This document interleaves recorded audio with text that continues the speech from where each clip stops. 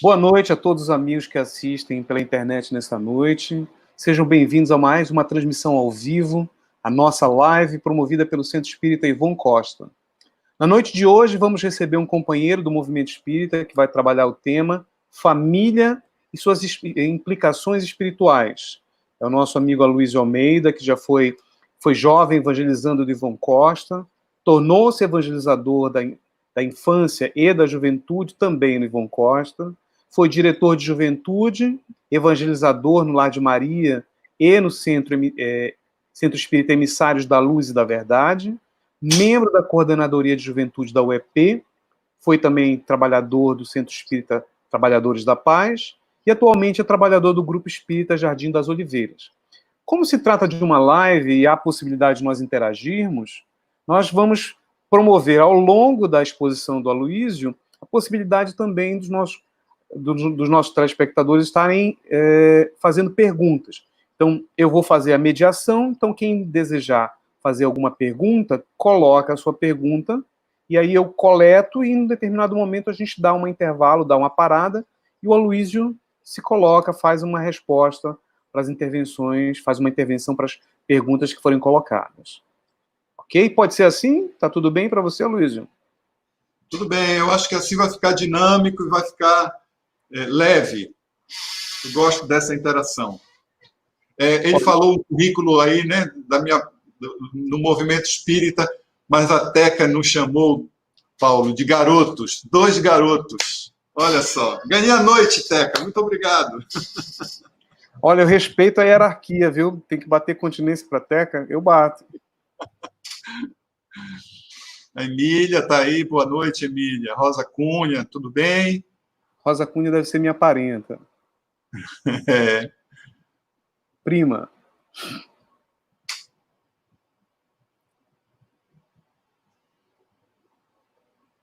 Então vamos lá, né? Podemos começar? Keila, você dá o sinal verde. Diga que ok.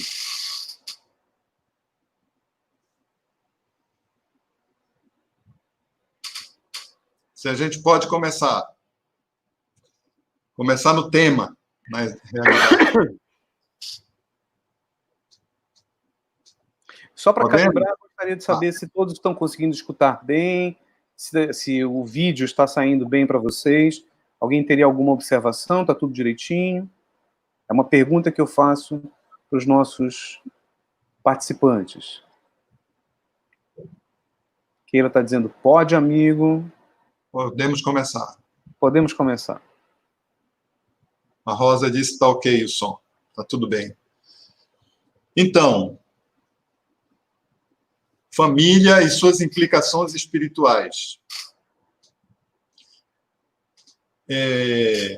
Claro que nós estamos também com o foco, dentro desse tema, o foco da infância e da juventude, questão da evangelização. Então, nós temos esse foco para trabalhar, vamos dizer assim. E tenho observado, acompanhando na terapia jovens, coisas que me chamam muita atenção. E uma delas que eu acho que talvez a mais grave, é a falta de sentido na vida. Jovens que perderam ou nunca tiveram um sentido na vida. E eu fico meditando sobre isso e não deixo de pensar que isso está numa relação direta conosco, com os adultos, em especial com os pais.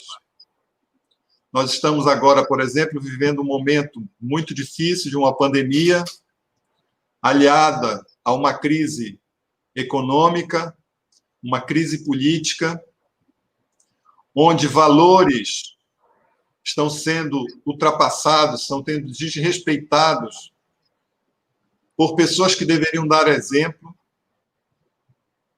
E, nesse contexto, a juventude não tem para onde buscar um exemplo, para se mirar em alguém, quando isso não acontece com os pais. Então, mais do que nunca, a presença dos pais na vida das crianças e dos jovens é fundamental. Então, eu pensei em trazer a primeira reflexão, começar a partir da... Deixa eu só ajeitar aqui. A partir da questão 166 do Livro dos Espíritos, onde Kardec pergunta: como pode a alma que não alcançou a perfeição durante a vida corpórea acabar de depurar-se, sofrendo a prova de uma nova existência? Como realiza essa nova existência? Será pela sua transformação como espírito? Depurando-se, a alma indubitavelmente experimenta uma transformação, mas para isso, necessária lhe é a prova da vida corporal.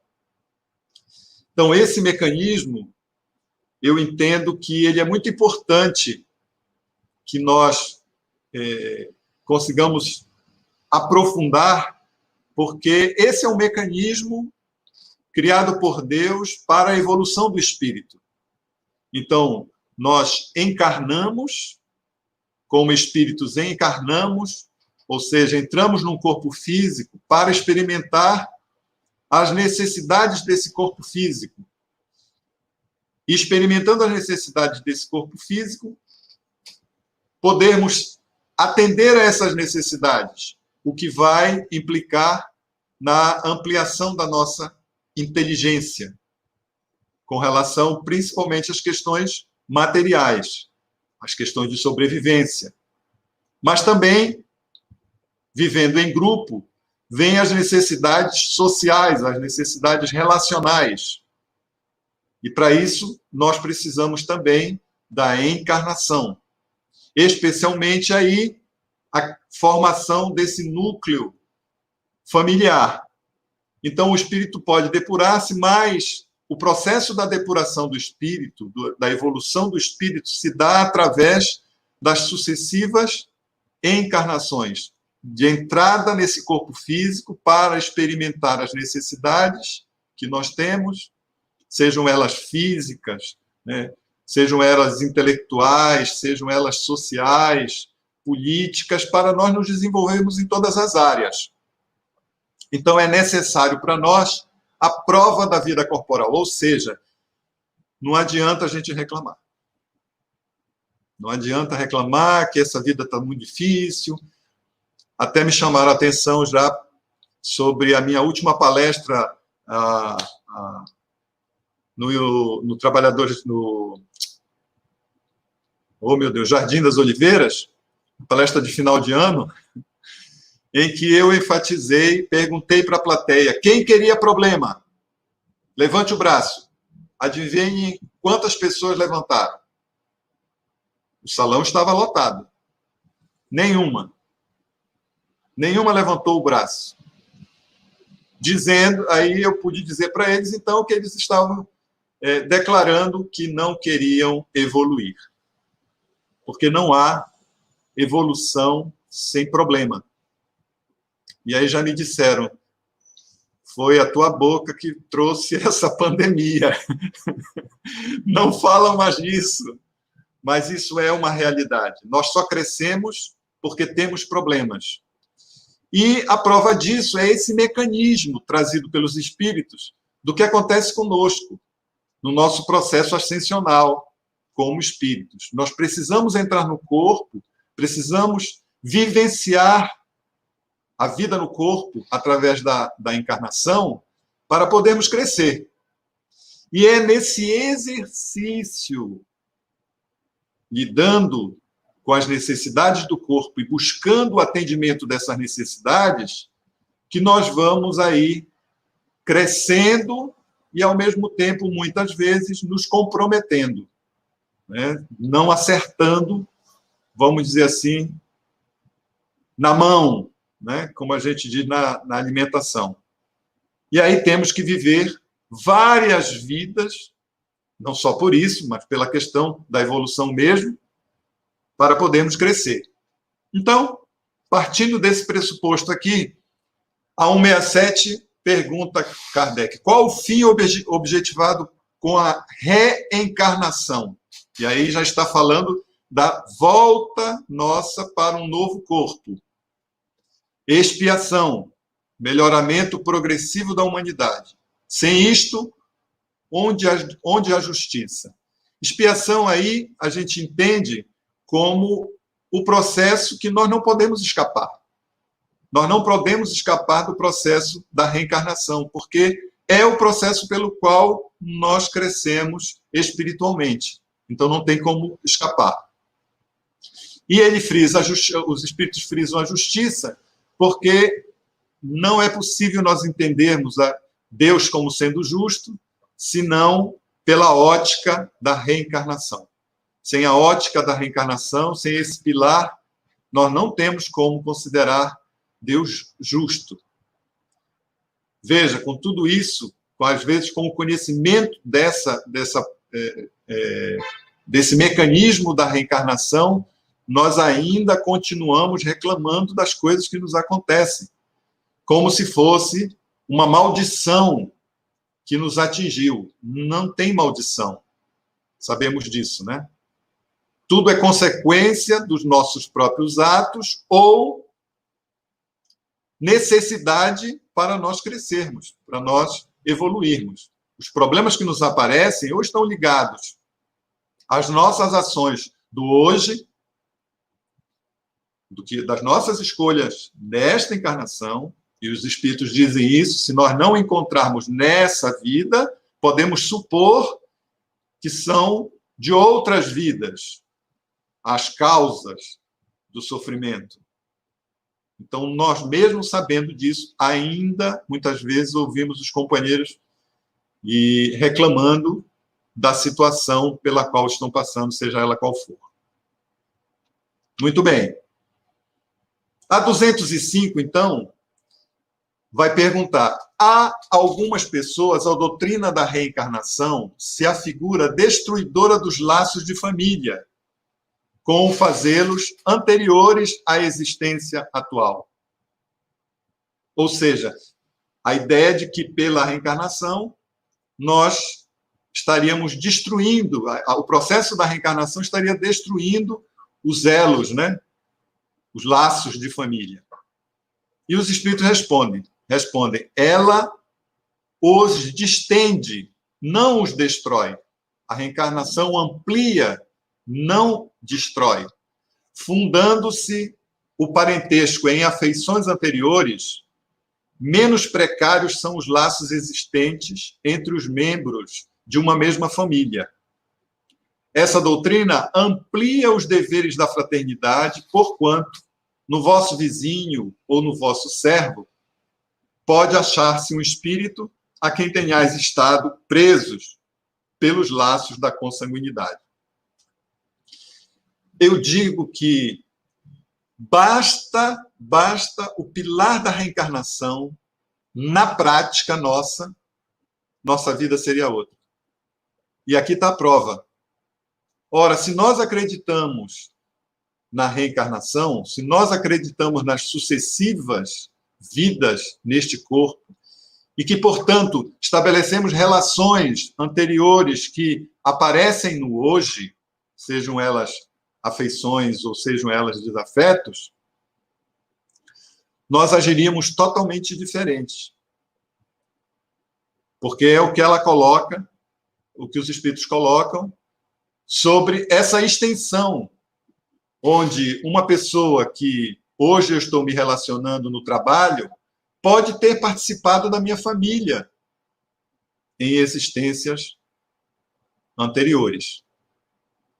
Então, isso seria o bastante para que o princípio da fraternidade fosse se ampliando, né? Porque eu não sei quem é aquela pessoa, quem foi aquela pessoa no passado para mim. E muitas vezes estabelecemos relações complicadas, desconsiderando de que esta pessoa que nós estamos nos relacionando já pode ter estado nas nossas vidas anteriores, em várias vidas, muitas vezes. Eu me recordo de uma dinâmica que eu fiz no Centro Espírita, com as pessoas fazendo uma atividade, e coloquei pessoas para representar espíritos obsessores que dificultassem a realização da tarefa. E vocês precisavam ver a alegria das pessoas entrando num papel de obsessor. Foi muito interessante. Porque eu vou atazanar o outro para o outro não fazer. E as pessoas tinham um gostinho assim bom de atazanar o outro, não deixando ele concluir a tarefa. Até o momento que eu ia no ouvido dela e dizia: esta pessoa foi seu pai na encarnação anterior.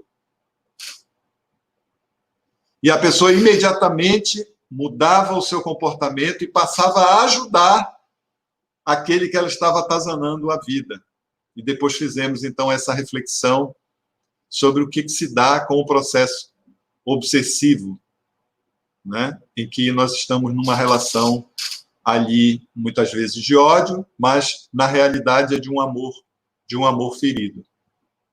Então, a reencarnação não destrói, ela amplia a nossa família, porque, no final das contas, o que nós precisamos é amar, aprender a amar. E aí nós estamos nos relacionando em diversos níveis de amores diversificados para, no final, nós aprendermos a amar, porque o amor é um só.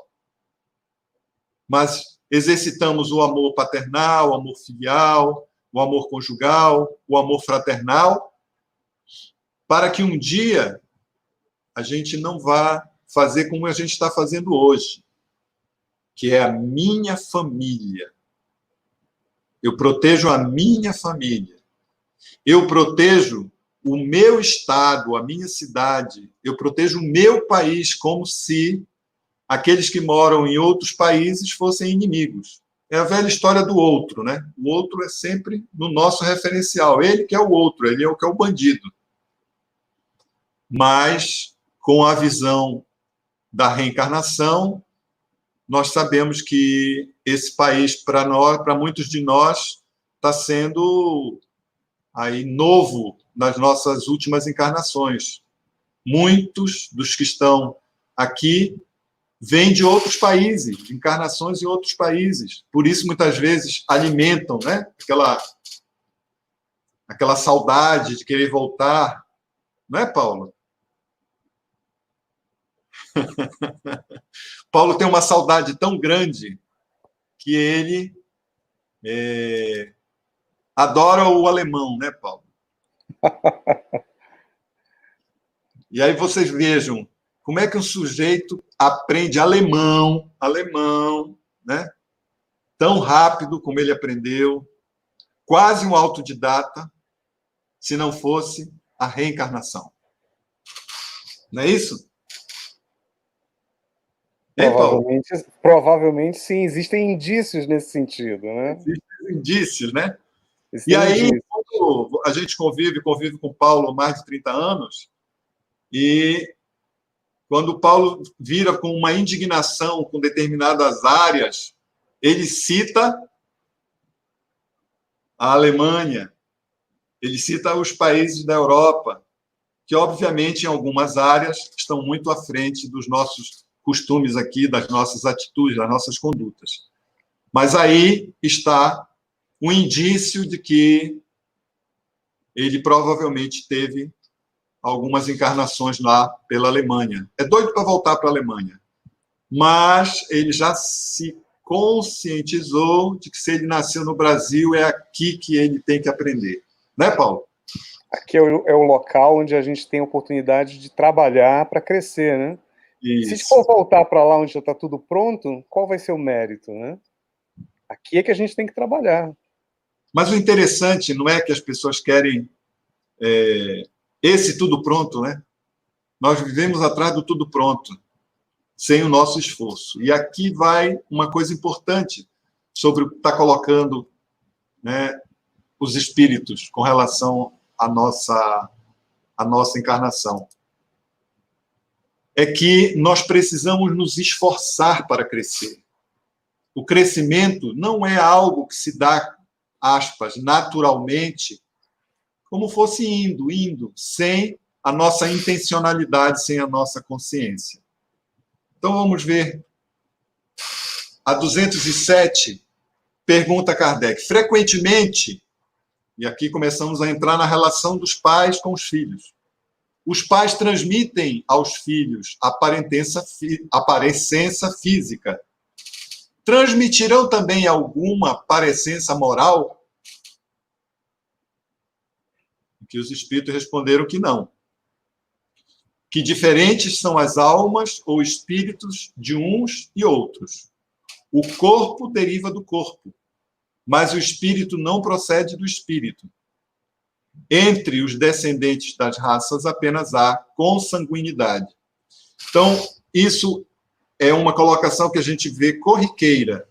Ele puxou para o pai, falando-se de aspectos que não são aspectos corporais, de respeito a caráter, né? De respeito a outras áreas, mas não é física. Em geral, se fala isso acusando um dos pais, né? Pegando uma coisa ruim do filho. Tu vai puxar para o teu pai, tu puxaste para o teu pai. Quando não há essa transmissão para o filho, para a filha, de características da personalidade, mas sim apenas do ponto de vista genético, das questões físicas, da parecência física, como os espíritos aqui respondem. Muito bem. Os laços do sangue não criam forçosamente os liames entre os espíritos. O corpo procede do corpo, mas o espírito não procede do espírito, porquanto o espírito já existia antes da formação do corpo. Não é o pai quem cria o espírito de seu filho. Ele mais não faz do que lhe fornecer o invólucro corpóreo, cumprindo-lhe, no entanto, auxiliar o desenvolvimento intelectual e moral do filho para fazê-lo progredir. Aqui nós já estamos na parentela corporal e parentela espiritual do Evangelho segundo o Espiritismo, no capítulo 4, 14º. Então, vejam, ratificando o que os espíritos colocaram aqui, respondendo a Kardec no Livro dos Espíritos, eles dizem que o corpo procede do corpo, mas o espírito não procede do espírito. Porque o espírito já existia antes do corpo, da formação do corpo. Não é o pai quem cria o espírito do seu filho. Ele mais não faz do que lhe fornecer o invólucro corpóreo, cumprindo-lhe, no entanto, ou seja, a tarefa do pai e da mãe não é apenas oferecer o corpo, né, a possibilidade da encarnação, mas auxiliar o desenvolvimento intelectual e moral do filho para fazê-lo progredir. E aqui está o ponto que nos trouxe hoje para esse encontro. A nossa tarefa como pais, como adultos, a parte que nos cabe no auxiliar o desenvolvimento intelectual e moral do filho. Infelizmente, nós, culturalmente, focamos a questão intelectual. E para a questão intelectual, nós fazemos de tudo. Se temos recursos, vamos para matriculá-los numa escola privada, não é? Se precisa, faz um curso suplementar, um curso de línguas, e daí vai. E nós investimos nisso, nós investimos em atividades esportivas, atividades de dança, atividades de artes, né? Para os filhos. Estamos municiando para esse desenvolvimento intelectual, e isso é muito privilegiado na nossa sociedade. Mas e o aspecto moral? Para fazê-lo progredir de uma forma total, não apenas de uma parte, que é a parte do intelectual.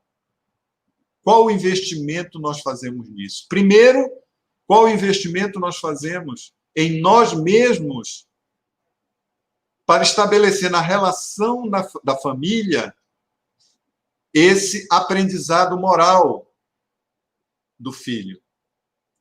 O que é que nós fazemos conosco, que trabalho nós fazemos conosco de desenvolvimento moral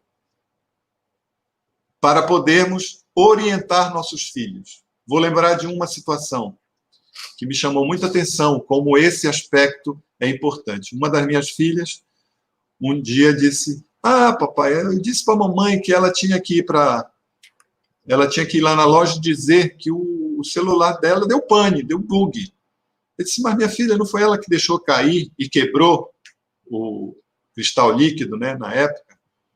Ela disse: mas todo mundo faz isso, pai. Aí eu parei o carro para poder conversar sobre isso. Porque ali tinha uma questão moral. E mesmo a gente se esforçando na nossa conduta e tudo mais, para se trabalhar, a minha filha estava falando algo que não era moral. Mas não é, filha, ela é responsável por aquilo. É ela que tem que responder. Ela estaria enganando. E ela disse isso: todo mundo faz assim. Eu disse: pois é, mas nós não fazemos assim. Se todo mundo quiser se jogar da janela, você vai se jogar também? Então, essa parte moral, porque estamos lidando com quem? Com filhos, muitas vezes crianças, mas que a gente sabe que são espíritos velhos, em corpos infantis e juvenis. Não são espíritos novos. Esse planeta não é um planeta para espíritos novos. Já são espíritos velhos, encarnados aqui. E que precisam dessa nossa atenção como educadores, como pais e mães, para o aspecto moral. Mais do que isso, nós precisamos de investimento. Quando eu digo investimento, estão recursos materiais, está o nosso tempo, está a nossa disponibilidade para investir na questão moral. É interessante porque hoje, graças a Deus, as novas gerações são questionadoras. E a minha filha menor, um dia, disse para mim: pai, por que a gente tem que ir para a evangelização? E eu disse para ela: minha filha, porque é uma formação moral que você vai ter, né, uma questão da espiritualidade, dos ensinos e tudo mais. Mas a gente tem que ir para o centro espírita, a gente não poderia ir para outra religião. Olha só o nível do questionamento. E eu disse para ela: ah, sim, filha, você vai poder, sim. Quando você se tornar adulta, maior de idade, você pode frequentar a religião que você quiser. Mas a minha tarefa como seu pai é orientá-la do ponto de vista religioso naquilo que eu acredito. Você não precisa acreditar, mas é minha tarefa como pai lhe dirigir nessa direção. Vou dizer mais uma coisa: já chega de reclamação. Porque era toda vez, aquela cara, não sei o quê. Graças a Deus acabou aquela cara emburrada de... Quando eu frequentava a juventude do Ivon Costa, era uma coisa muito interessante que acontecia comigo. Eu lembro até hoje.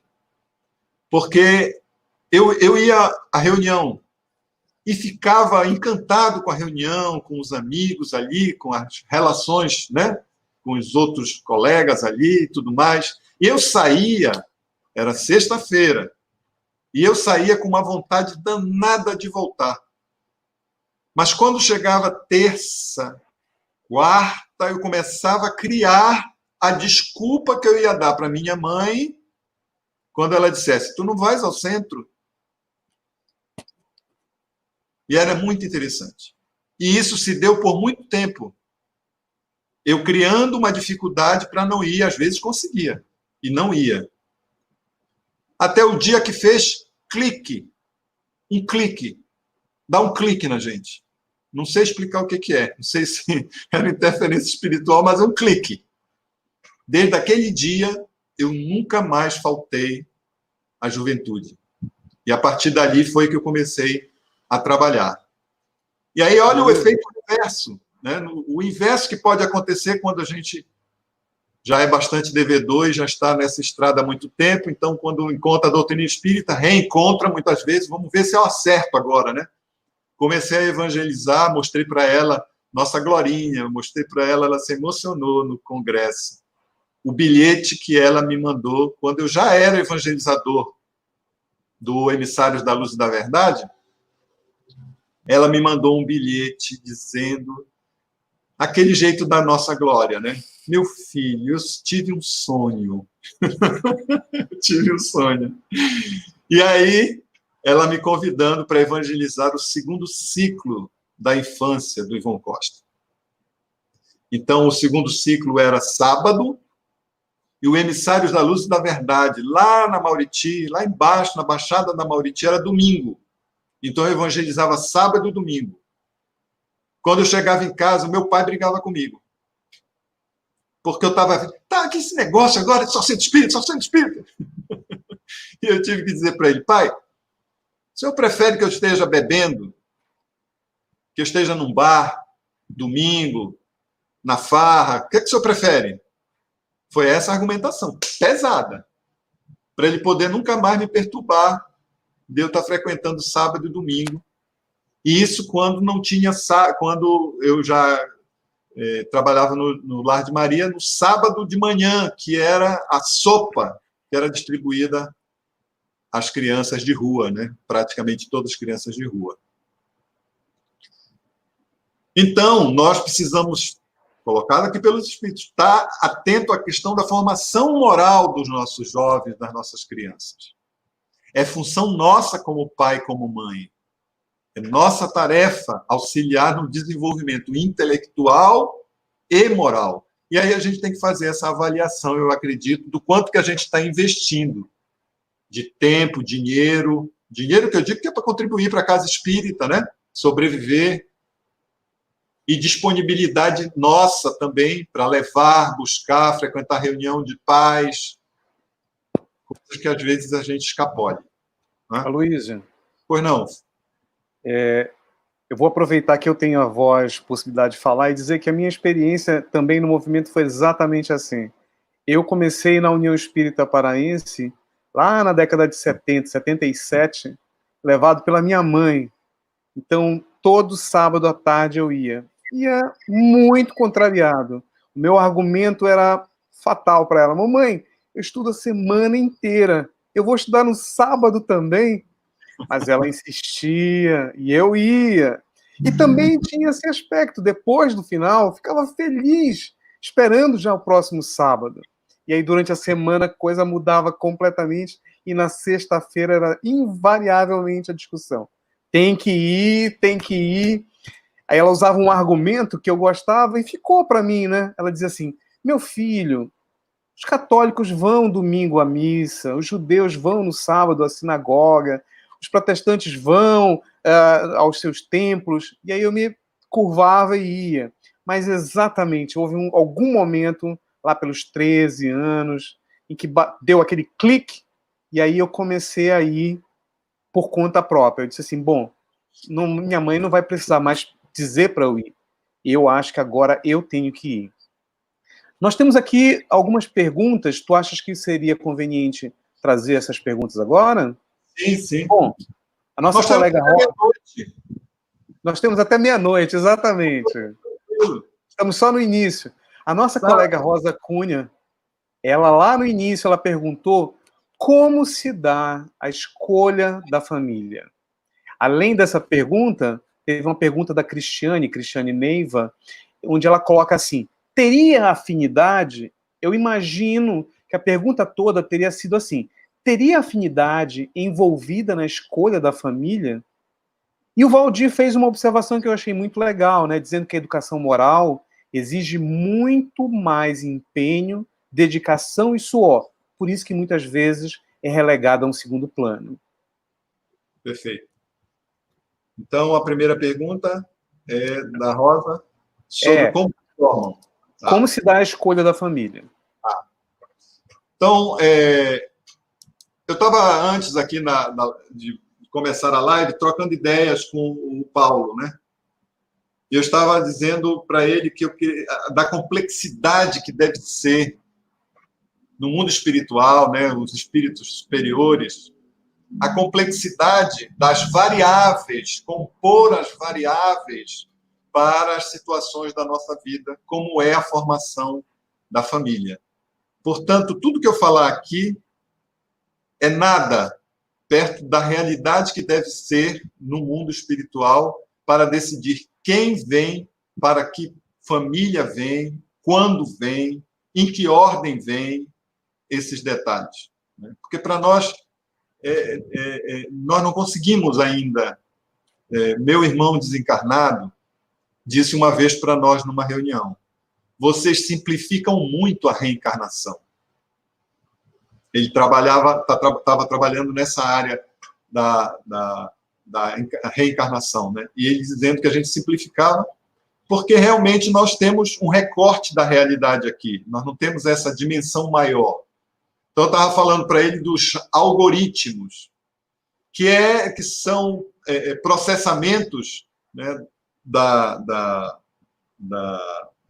computação com inteligência artificial, que estabelece relações de causa e efeito para poder saber qual movimento vai fazer aquele programa para atender os objetivos dele. Então, isso tem toda uma engenharia por trás. Você acha assim... Outro dia nós estávamos conversando, não sei o que, sobre a Alemanha, estávamos conversando, e no outro, imediatamente, veio uma oferta de passagem para a Alemanha, que faz a gente pensar, que diabo está acontecendo? Quer dizer, estão ouvindo o que a gente está conversando, e esses são processos, né, que estão aí para quê? Para vender. Então, são processos que envolvem muitas variáveis, então, o que a gente chama de algoritmo, né? Eu fiquei conversando com o Paulo sobre isso. Você imagina, Paulo, a complexidade que é.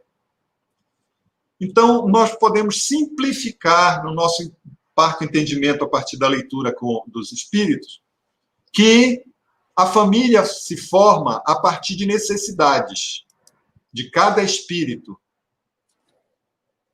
E aí eu vou trazer aqui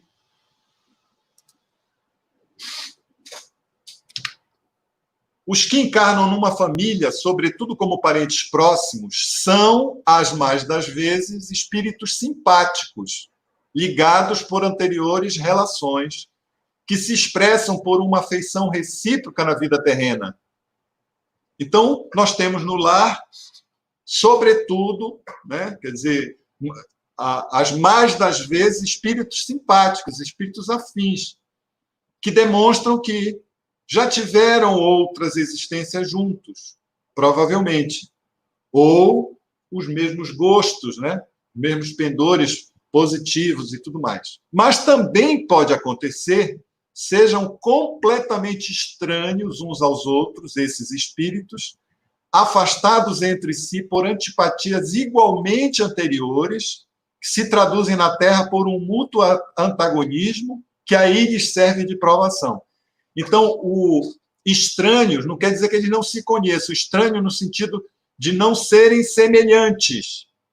Os gostos, os pendores, né? Não são.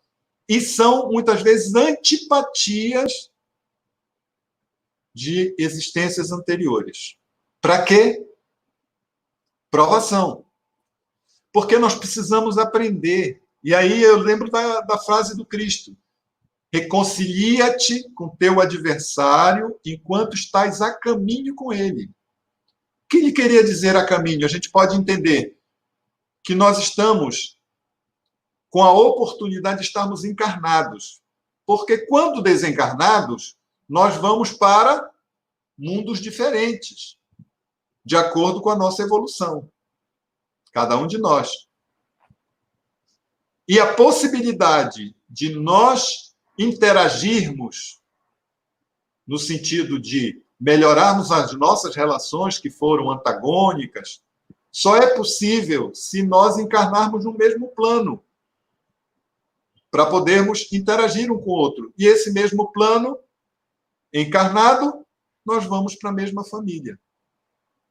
Olha que mecanismo fantástico. Porque a desencarnação nos coloca nos níveis que somos. Atrasado, atrasado, evoluído, evoluído. Nos níveis de evolução diversos. Nos níveis diversos. Quando nós encarnamos, nós ficamos no mesmo plano. E aí nós encontramos na família. Como a gente está sem querer trabalhar, sem querer fazer esforço, aí às vezes a gente foge dessas pelejas, dessa convivência, e arranjamos 1001 desculpas. Seja pelo trabalho, até o trabalho assistencial, o trabalho da caridade, o trabalho doutrinário. Nós frequentamos o grupo o Centro Espírita de segunda a domingo para não conviver com aquele parente difícil. O que vai acontecer? Nós não nos reajustamos e vamos ter que voltar, quiçá, em condições piores. Quiçá em condições piores. Mas também não quer dizer que nós vamos conseguir, nessa vida, viver de beijos e abraços. Mas vamos iniciar pelo respeito. Pela condição de respeitar o outro na condição que ele tem, na minha condição, me respeitar, no que eu posso, até onde eu dou conta, né?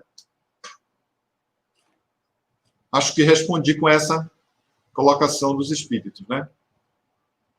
Teve a outra pergunta? A outra pergunta que era, tu associaste? A outra pergunta foi da Cristiane, onde ela diz assim, teria afinidade? E eu extrapolei, imaginando que fosse. A pergunta assim, teria afinidade envolvida na escolha da família? Ou seja, a afinidade estaria envolvida na escolha da família? Um dado, uma variável, mas que não é só porque a gente se gosta, porque tem afinidades, mas pela missão que cada um tem. A gente vem para cá, a gente vem com um programa, com um planejamento. A maioria de nós aqui fez um planejamento, principalmente quem já está nessa busca do auto-melhoramento, da espiritualidade, fez um planejamento. Então, nesse planejamento, tem uma das variáveis, nós temos a afinidade, mas não é a afinidade que vai fazer com que a gente venha junto. Olha, vamos junto, tá? Nós tínhamos uma amiga Zeni que ela dizia assim, na próxima eu quero ser tua filha, tá? Até o dia que ela me trabalhando no Lar de Maria, distribuindo sopa lá, o gerentão lá, para com isso, sai daqui, tira lá. Ela disse, meu Deus, eu não quero mais ser sua filha, você é muito mal. E nós tínhamos outras pessoas dizendo, eu quero vir tua esposa, teu esposo, não sei o quê. Vai conviver. Então, não é... Vamos lá juntos. Ei, Paulo, a gente combina, próxima encarnação, vamos de novo junto. Não, não é assim. Diga, Paulo.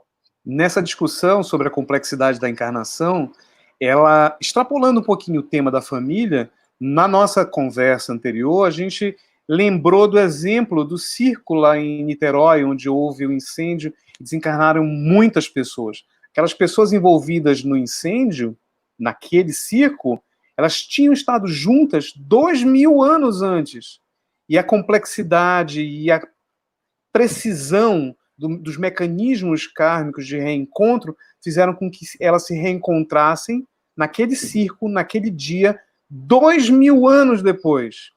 E aí tem a figura do Raul Teixeira, que era criança, bem criança, e iria ter estado no circo naquele dia, e não foi, porque o pai não pôde levá-lo, chegou atrasado, e claro, com uma razão kármica para que ele não estivesse no incêndio. Mas os mecanismos se articularam de forma tal que 2000 anos depois, aquelas mesmas pessoas se reencontrassem. Que dirá os elementos de uma família com os quais a gente se reencontra nessa e nas outras vidas, né? Uhum. Tem mais uma pergunta aqui. Posso fazer? Mande lá. Essa pergunta é da Keila. Ela pergunta o seguinte: Como mobilizar os pais a levarem seus filhos para a evangelização infanto-juvenil? Vou já te responder. Ótimo. Não são os da consanguinidade os verdadeiros laços de família, e sim os da simpatia e da comunhão de ideias, os quais prendem os espíritos antes, durante e depois de suas encarnações. Segue-se que dois seres nascidos de pais diferentes podem ser mais irmãos pelo espírito do que se o fossem pelo sangue. Podem, então, atrair-se, buscar-se, sentir prazer quando juntos, ao passo que dois irmãos consanguíneos podem repelir-se, conforme se observa todos os dias.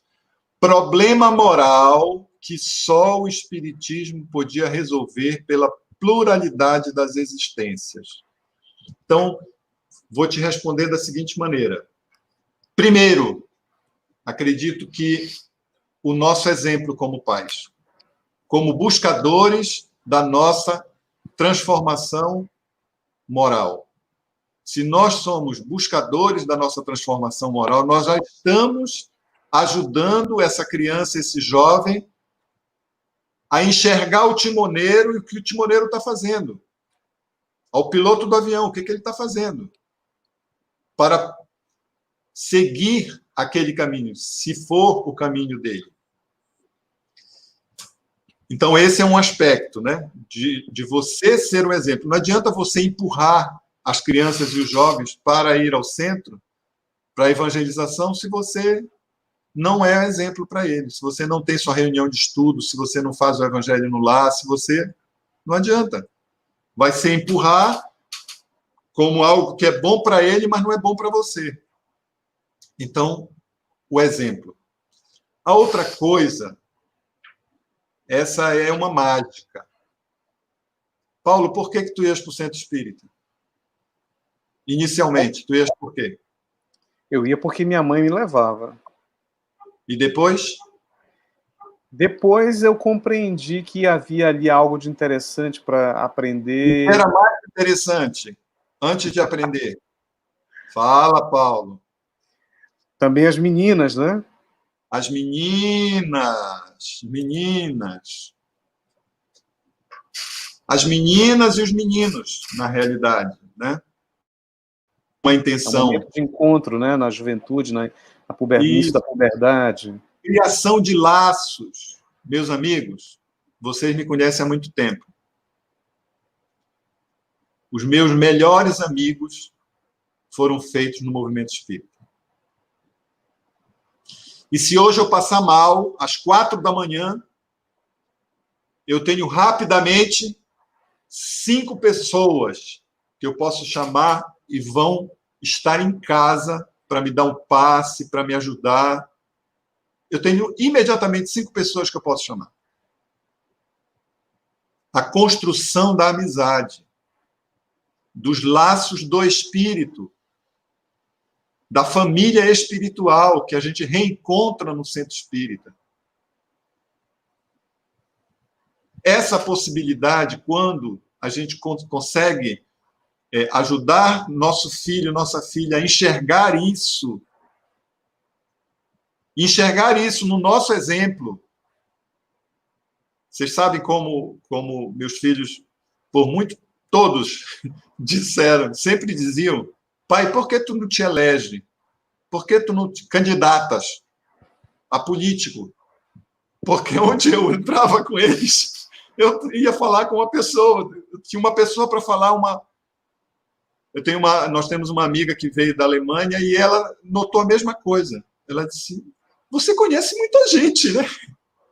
E o Centro Espírita, vocês imaginem, quando eu fui diretor do Centro Espírita Ivon Costa, que eu fui trabalhar na Albras, em Barcarena, e tive que deixar, tinham 200 jovens. 200 jovens. Por que esses 200 jovens estavam lá inicialmente? Era para estudar o espiritismo? Não. Era para ficar naquela muvuca, naquela paquera, não sei o quê. Só que essa é a isca, uma delas, né? São poucos os espíritos que já na idade juvenil já querem ir para aprender sobre espiritismo, sobre espiritualidade. Não, não. Eles vão pela questão da amizade, eles vão porque um vai com o outro, um diz, não, vamos, vai comigo, é. E aí eles formam grupinhos e vão. E é lá que os aprendizes de feiticeiro vão ter que fazer a química, coordenadores, evangelizadores, para, a partir desse interesse, criar o verdadeiro interesse, que vai ser o de auto se iluminar e iluminar os outros, né? Ajudar na iluminação dos outros. E aí vem os nossos encontros de jovens, vem a música envolvendo, vão fazê-los experimentar algo que não existe fora, de certa forma. Não é a música da balada, não é os amigos do churrasco, não. É ali, nas situações muitas vezes difíceis que eles passam, nos problemas existenciais que não são conhecidos pelos pais, vão ser colocados muitas vezes ali, ou com o grupo de amigos fora. Então, o convencimento, eu entendo que ele vem a partir do nosso exemplo e a partir da nossa argumentação. Eu faço assim, quando uma mãe chega comigo e diz que o jovem não quer ir para a terapia, sabe o que eu digo para ela? Eu digo para ela, negocie com ele para ele ir só uma vez, para ele vir só uma vez comigo. Se ele não gostar, ele pode ir embora. Por que eu faço isso? Porque eu sei que eu vou pegar ele. Na maioria das vezes, eu vou criar um vínculo com ele. Onde eu adquiri essa habilidade? A evangelização infanto-juvenil. Não evangelizei só a infância, né? Evangelizei na época da juventude, eu evangelizava pré-juventude e a juventude. Então, eu entrava 15h30 no Centro Espírita Ivon Costa e saía 22h. Isso mudou muito, né? A disponibilidade para esse trabalho. Porque você tem que ficar, você tem que ir lá. Vou contar uma parada para vocês.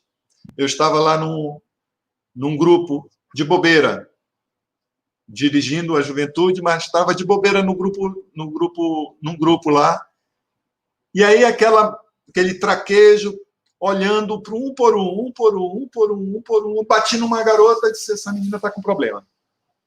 O olhar dela, triste, e eu cá comigo, o coordenador vai pegar.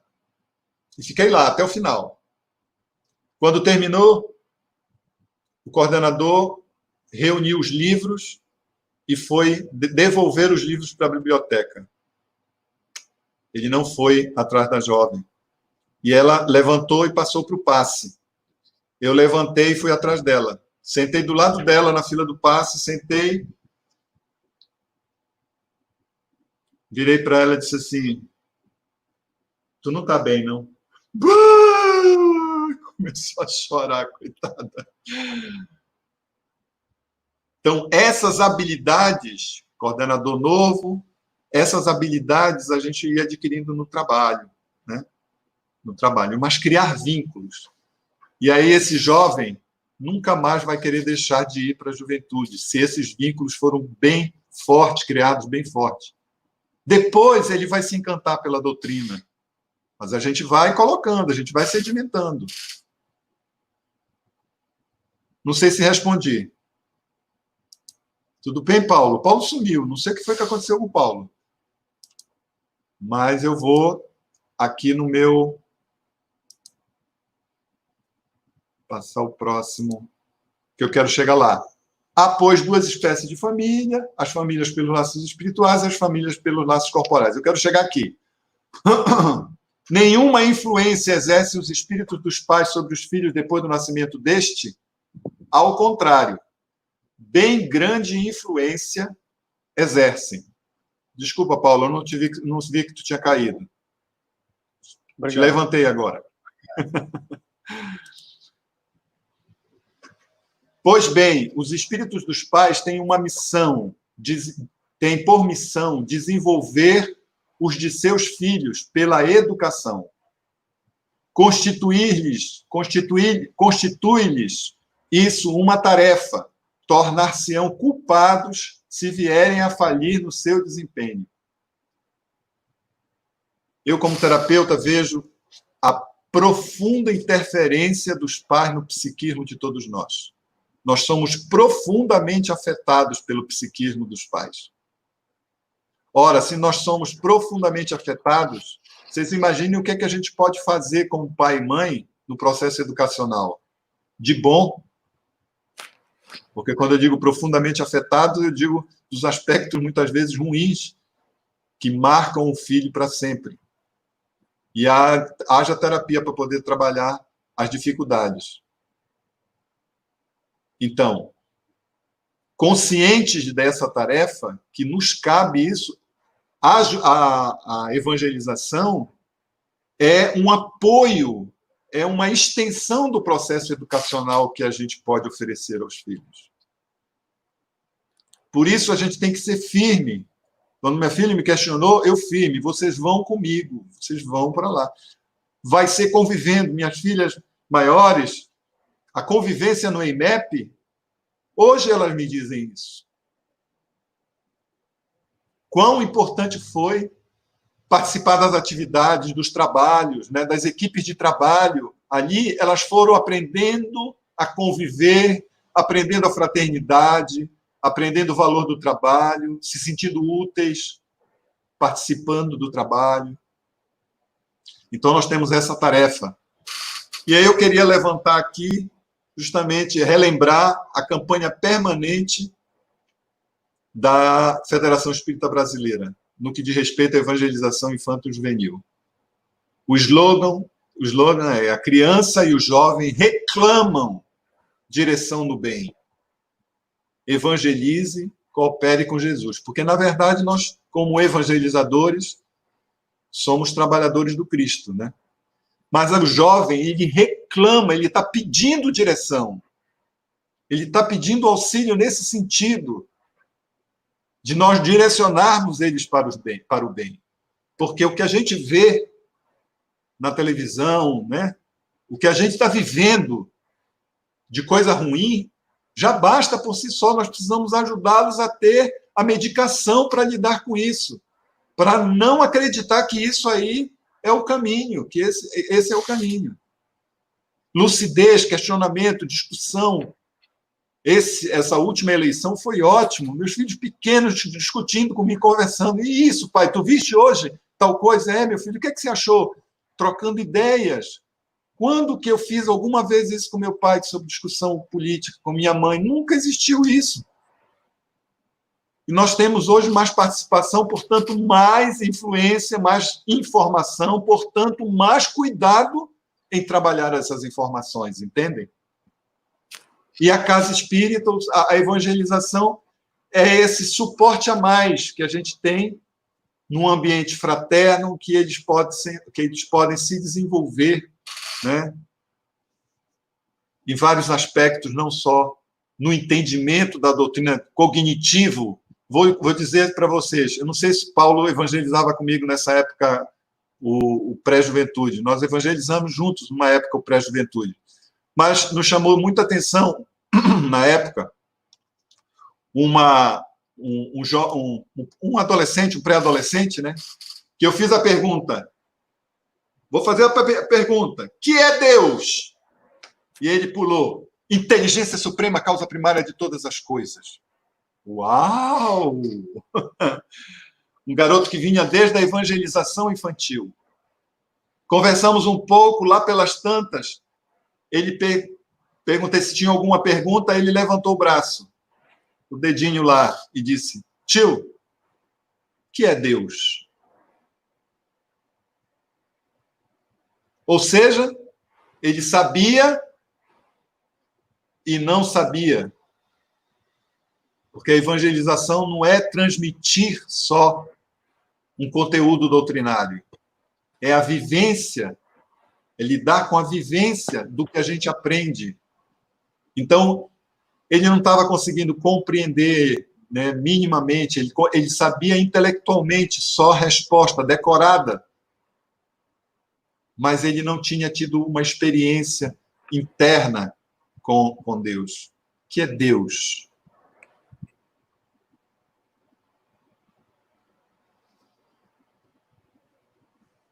Bom, nós passamos do nosso horário, né? 9h05. Tudo bem, Keila? 4 minutinhos. Podemos encerrar? Podemos encerrar nosso papo? Vou dizer para vocês, uma das maiores coisas assim, recompensas desse trabalho é quando eu encontro um evangelizando meu. É uma recompensa enorme. Saber que, de alguma forma, eu pude contribuir com aquele ser humano.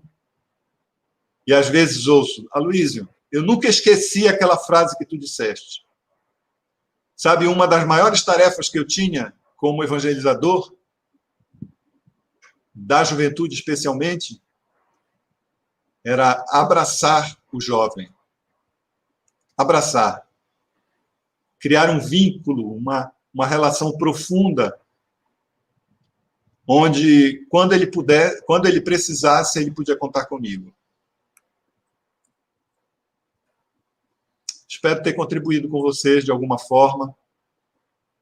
E agradeço, Keila, todo mundo que está dirigindo hoje a juventude do Ivon Costa. Torço para que o trabalho cresça e dê bons frutos, como sempre deu essa casa maravilhosa. Tá bom? Um beijo. Boa noite a todos.